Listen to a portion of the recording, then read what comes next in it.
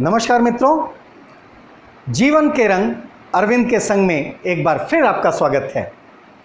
और जीवन के जो विविध पहलुओं पर हमने आपको कुछ नया देने का प्रयास किया है, आज उसी कड़ी में एक नया विषय लेकर आपके सामने प्रस्तुत हूँ। और यह विषय उन लोगों के लिए है, उन लोगों के बारे में है जो लोग आज हमारे भारत के कार्यप्रणाली, चाहे वो बैंक हो, चाहे रेलवे हो, कॉरपोरेट सेक्टर का कोई भी बिजनेस हो, उसमें अपना महत्वपूर्ण भूमिका अदा कर रहे हैं। और वो सामने नहीं हैं बल्कि वो पीछे से काम कर रहे हैं। और ये जो लोग हैं वो हैं इंफॉर्मेशन टेक्नोलॉजी या आईटी सेक्टर के लोग। जी हाँ, आज आईटी सेक्टर के लोग वर्क फ्रॉम होम कर रहे हैं और किसी भी कार्य प्रणाली को, चाहे वो बैंक का हो, रेलवे हो या और भी कॉरपोरेट सेक्टर हो, उनको पूरी तरह से इस लॉकडाउन की स्थिति में भी अच्छे ढंग से चलाने में अपनी महती भूमिका अदा कर रहे हैं। दरअसल आज जब मैंने सोचा कि कोरोना वॉरियर्स आज बहुत ही महत्वपूर्ण काम कर रहे हैं, जैसे पुलिस वाले, डॉक्टर, सफाई कर्मचारी, नर्सेज, ये सारे लोग मिल करके कोरोना से लड़ रहे हैं और इनको कोरोना वॉरियर्स कहा गया। तब एक आवाज़ उठी थी कि नहीं, बैंक वाले भी कोरोना वॉरियर्स के रूप में शामिल होने चाहिए, क्योंकि ये लोग भी बहुत ही महत्वपूर्ण भूमिका अदा कर रहे हैं। सच में जो लोग इस विपदा की घड़ी में काम कर रहे हैं, उन्हें कोरोना वॉरियर्स कहना जायज़ है और इन्हें सैल्यूट करना बनता है। लेकिन इन सब के सुचारू रूप से संचालन में जो हमारे आईटी सेक्टर के लोग कार्य कर रहे हैं, आज उनकी मानसिकता क्या है, कैसे वे काम कर रहे हैं, मैंने आज कई लोगों से बात किया और बातचीत के बाद एक नतीजे पर पहुंचा। हमने इन आईटी सेक्टर के लोग जो वर्क फ्रॉम होम कर रहे हैं, इनको 3 कैटेगरी में बांटा। पहली कैटेगरी उनको जो लोग अपने माता पिता और पूरे परिवार के साथ हैं, ऐसे लोग क्या फील कर रहे हैं। जो लोग हस्बैंड वाइफ या हस्बैंड वाइफ और बच्चे हैं, ये लोग क्या फील कर रहे हैं और कैसे काम कर रहे हैं। और तीसरी कैटेगरी ऐसे जो पीजी में अकेले रह रहे हैं, उनकी मानसिकता कैसी है और ये काम कैसे कर रहे हैं। सबसे पहले हमने जब बात किया ऐसे लोगों से जो भरे पूरे परिवार में हैं, हालांकि ऐसे लोग हमें कम ही मिले, लेकिन जो मिले वो बड़े ही उत्साहित मिले। उन्होंने अपना जो बताया अनुभव, उसमें उन लोगों ने ये कहा कि सचमुच ये हमारे लिए एक बहुत ही क्वालिटी टाइम है और हम इसके मज़े ले रहे हैं। ये लोग ऐसे थे जो सुबह निकलते थे समय से, लेकिन आने का टाइम इनके पास नहीं होता था। कभी रात में 11 बजते थे तो कभी 1 बजते थे। आज इनके पास भरपूर समय है। जो लोग यहाँ से घंटा 2 घंटा टाइम लगता था, आज उनका टाइम बच रहा है, तो वो लोग अधिकांशतः समय अपना काम में अपने फोकस कर रहे हैं और सचमुच मज़े लेके काम कर रहे हैं। आज जब मैंने ऐसे लोगों से बात किया, ऐसे लोगों के हालात जानने की कोशिश किया, दरअसल मैंने उन्हीं लोगों को उठाया जो मुंबई, दिल्ली या नोएडा में कह लीजिए, चेन्नई, हैदराबाद और बेंगलोर में काम कर रहे हैं, जहां पूना में काम कर रहे हैं, जहां की आईटी का हब है।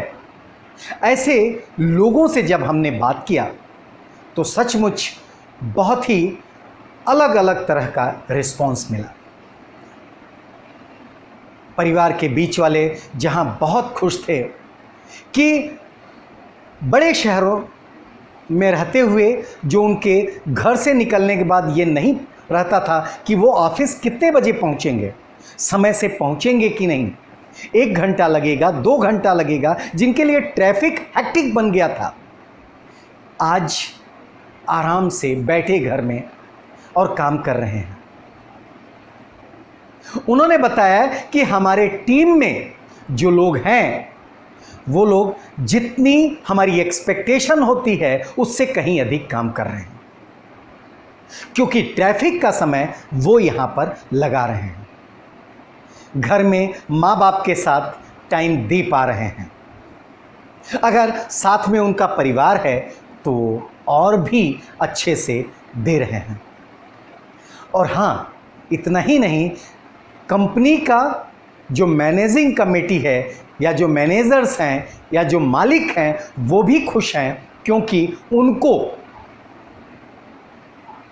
ज़्यादा से ज़्यादा रिस्पॉन्स मिल रहा है, अर्थात जितनी उनकी एक्सपेक्टेशन थी उससे ज़्यादा आउटपुट मिल रहा है। फिर मैंने ऐसे लोगों से बात किया जो हस्बैंड वाइफ ही हैं या हस्बैंड वाइफ और बच्चे हैं। मैंने यहां पर थोड़ा उतार चढ़ाव पाया। जहां हस्बैंड वाइफ और बच्चे हैं वहां पर अगर दोनों हस्बैंड वाइफ काम करने वाले हैं तो वो तो दोनों और उनका परिवार बहुत ही खुश हैं। लेकिन अगर उनमें से एक ही काम कर रहा है, हस्बैंड काम कर रहा है और पत्नी हाउस मेकर है, तो वहाँ पर खुशी उससे दूरी है, क्योंकि समय उनको ज़्यादा मिल रहा है। जो बच्चे उनसे मुलाकात नहीं कर पाते थे, समय समय पर उनका जो जन्मदिन था, कभी जन्मदिन पर नहीं पहुंच पाते थे, कभी किसी और कार्यक्रम में नहीं पहुंच पाते थे, वो आज समय दे रहे हैं। और इन्होंने भी बताया कि हम रिलैक्स्ड मूड में काम करते हैं। जो स्ट्रेस हमको ऑफिस में रहते थे वो स्ट्रेस यहाँ नहीं है।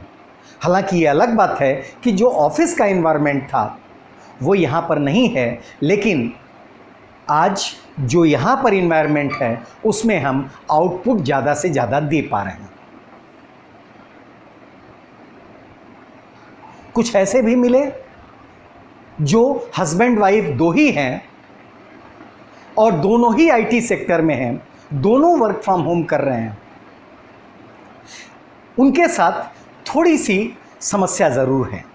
खुश तो वो भी हैं कि साथ में बैठ के काम कर रहे हैं, रिलैक्स्ड होके काम कर रहे हैं, स्ट्रेस फ्री हैं। लेकिन साथ ही साथ उनके साथ जो प्रॉब्लम है कि दोनों काम कर रहे हैं, बाहर नहीं जा पा रहे हैं और थोड़ा सा कम्युनिकेशन का उतना सामंजस्य नहीं बन पा रहा है जितना होना चाहिए, क्योंकि दो के दोनों ही काम कर रहे हैं और रिलैक्स करने के लिए उनके पास कोई तीसरा साधन नहीं है, अर्थात बच्चे नहीं हैं। खुश तो वो भी हैं, लेकिन इनके जैसे खुश नहीं हैं जो पूरे बच्चों के साथ, पत्नी के साथ काम कर रहे हैं। और जो तीसरी कैटेगरी हमने बनाई या जिनसे बात किया,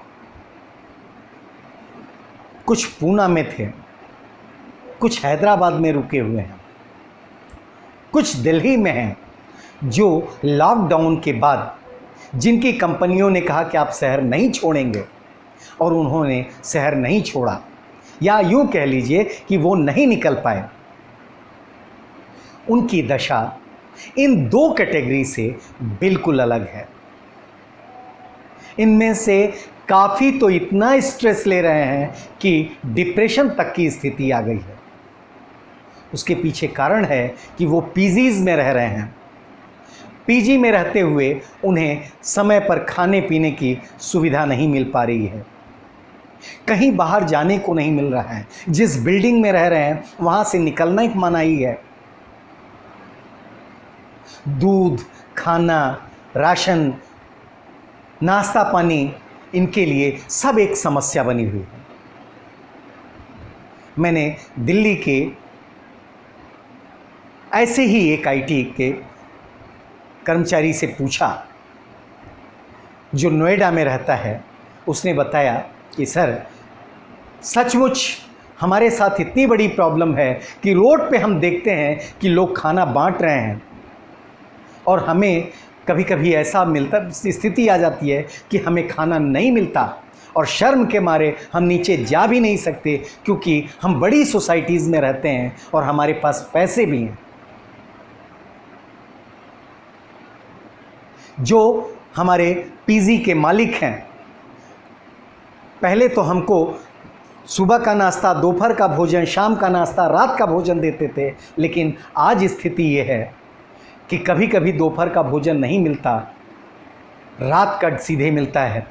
हमारे लिए समस्या है। हम बात किससे करें? हमारे पास जो 3-4 हम हुआ करते थे एक फ्लैट में, हमारे साथ तो कोई नहीं है, मैं अकेला हूँ। मुझे ऐसा लग रहा है कहीं मैं पागल ना हो जाऊं। पुणे से हमारे एक मित्र की लड़की जो रोज़ सुबह उठ के फ़ोन करती थी कि पापा कैसे भी मुझे यहाँ से ले चलिए, मुझे घर पहुँचना है, मैं यहाँ अकेले हूँ, मेरा मन नहीं लग रहा है, ना काम में मन लग रहा है और जो हमारी परफॉर्मेंस है वो हम पूरी तरह से नहीं कर पा रहे हैं, जो हमारा प्रोजेक्ट है उस पर हम फोकस नहीं कर पा रहे हैं, मुझे जल्दी ले चलिए। सचमुच जब मेरे मित्र ने कहा मुझे बहुत तकलीफ़ हुआ, लेकिन जब कल वो लड़की मित्र के यहाँ आ गई, उसके चेहरे पे खुशी देखी, तो मुझे लगा कि सचमुच जो आईटी सेक्टर के लोग पीजीज में हैं, अकेले हैं, उनकी मानसिकता बहुत तकलीफ़देह है, उनके मानसिक स्तर पर बहुत तकलीफ़ है और वे बहुत डिप्रेस टाइप होते जा रहे हैं, क्योंकि लॉकडाउन की स्थिति ऐसी है कि कब खुलेगी इसका कोई अंदाज़ा उन्हें नहीं है। मैं ऐसे लोगों से अपील करूंगा जो पीजीज़ में अपने पीजी पेइंग गेस्ट के रूप में लोगों को रखते हैं। मैं उन लोगों से अपील करूंगा कि ऐसे लोगों के खाने पीने का उचित प्रबंध करें और अगर लगता है कि वे नीचे उतर के थोड़ा सा अपने बिल्डिंग के कॉम्प्लेक्स में घूम सकते हैं तो उन्हें यह मौका अवश्य दिलाएं, ताकि उनके मानसिक स्तर पर उनके मानसिकता को असर न पड़े। और मैं ऐसे लोगों से, ऐसे आईटी सेक्टर के ऐसे लोगों से जो अकेले रह रहे हैं, उनसे भी अपील करूंगा कि योगा करें, मेडिटेशन करें, ताकि उनके साथ जो उनकी फीलिंग्स हैं वो पॉजिटिव हो सकें, नेगेटिव न रहें।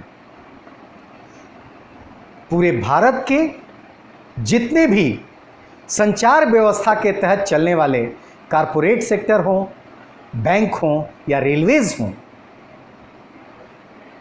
बाकी 2 कैटेगरीज से तो उनको काफ़ी अच्छी परफॉर्मेंस मिल रही है, काफ़ी अच्छा आउटपुट मिल रहा है और कर्मचारी भी खुश हैं, क्योंकि वो बड़े क्वालिटी समय अपने परिवार के साथ जी रहे हैं।